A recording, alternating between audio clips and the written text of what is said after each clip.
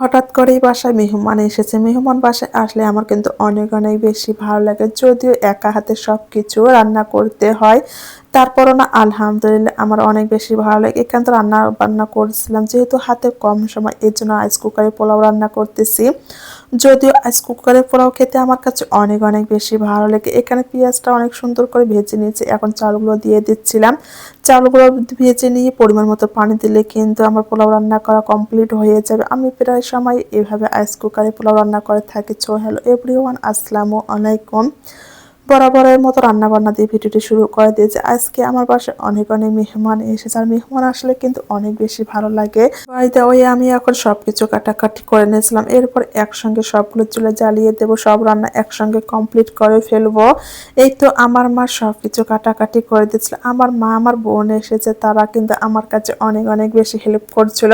আসলে না নিজেদের লোকরা যখন আসে তখন নিজেদের লোক কখনোই বসে শুয়ে থাকতে চায় না।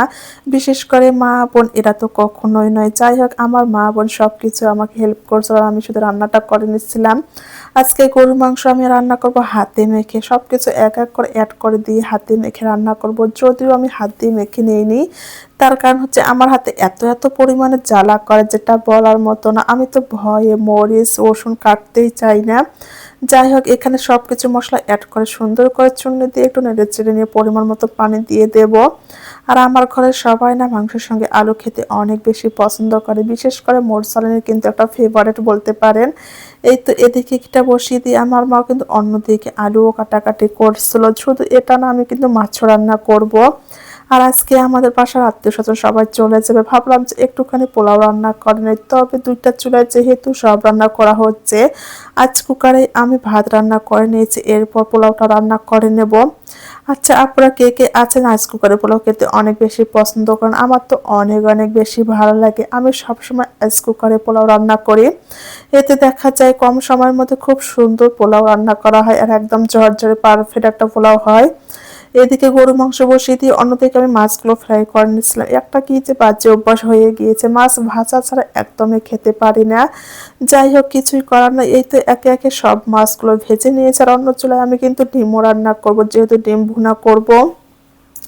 একা হাতে সবকিছু রান্না করতে করতে এত বেশি লেট হয়ে যাচ্ছিল যেটা বলার মতো নয়।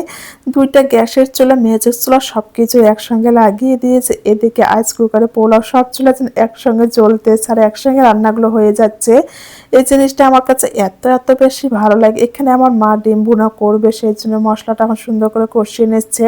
আসলে না নিজেদের লোকরা কখন নিজের মানুষের কষ্ট দেখে বসে শুয়ে থাকতেই পারে না। যাই হোক এদিকে আমি এখন মাংসগুলো সুন্দর করে কষিয়ে নিচ্ছিলাম, অন্যদিকে পোলাও রান্নাটাও হচ্ছে। আসলে না সবকিছু একসঙ্গে একা হাতে যে কত কিছু করতে হয় যেটা বলার মতো নয়। আমি কিন্তু ফার্স্টেই দুধগুলো গরম করে নিয়েছি, যেহেতু আমি পোলাওয়ের মধ্যে দুধ দেবার এখানে কিছুটা বেরেস্তা করে নিচ্ছিলাম। বেরেস্তা করে নেওয়ার পর অর্ধেক বেরেস্তা আমি উঠিয়ে নিয়েছি আর অর্ধেক বেরেস্তা আচার আদা রসুনও দিয়ে দিয়েছি।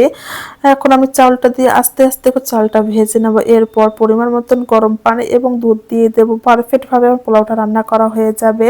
একটা সময় ভাবতাম যে পোলাও কিভাবে রান্না করে, আমি যদি কখনো রান্না করতে পারতাম সবাইকে রেঁধে বেড়ে খাওয়াতাম। ইনশাআল্লাহ আলহামদুলিল্লাহ এখন আমি আলহামদুলিল্লাহ সবকিছুই করতে পারি। আসলে না প্রত্যেকটা মানুষই কিন্তু সবকিছুই করতে পারে, তবে প্রত্যেকটা মানুষকে একটুখানি টাইম দেওয়া প্রয়োজন। টাইমটা দিলে তারা পারফেক্টভাবে সবকিছু শিখতে পারে। যাই হোক এদিকে কথা বলতে বলতে চালটা ভেজে নেওয়া হয়ে গিয়েছে। আগে থেকে আমি দুধ গরম করে রেখেছি, পানি গরম করে দিয়েছি। এখন শুদ্ধ করে একটু দিয়ে দেবো, ঢাকনাটা দিয়ে দেবো, এতেই আমার হয়ে যাবে। বেশি আমি দুধ দিয়ে দেবো না। এখানে দুধ ছিল ১ পোয়া, তার মধ্যে আমি একটুখানি পানি দিয়ে দিয়েছি বলে অনেকগুলো দেখা যাচ্ছে। যাই হোক রান্না বান্না করা কমপ্লিট, সবাই একসঙ্গে খেয়েছে আর মেহমানও তো বাসায় চলে গিয়েছে। এটা হচ্ছে বিকেল বেলা, সবাই মিলে ডক্টরের কাছে এসেছিলাম। এখানে গাইনি ডাক্তার এবং শিশু ডক্টর বসে। এখানকার ডক্টরের যে ব্যবহারগুলো আমার কাছে এত বেশি ভালো লেগেছে। আর এখন আমি সবসময় এই ডক্টরের কাছে আসি। যাই হোক এখানে প্রয়োজনীয় কিছু কাজ ছিল, সেগুলো সেরে আমরা বাসায় অলরেডি চলে গিয়েছি। আজকের ভিডিওটি কেমন লেগেছে অবশ্যই অবশ্যই জানিয়ে দেবেন। সবাই আমার জন্য এবং আমার পরিবারের জন্য দোয়া করবেন। সবাই ভালো থাকবেন, সুস্থ থাকবেন। আল্লাহ হাফেজ।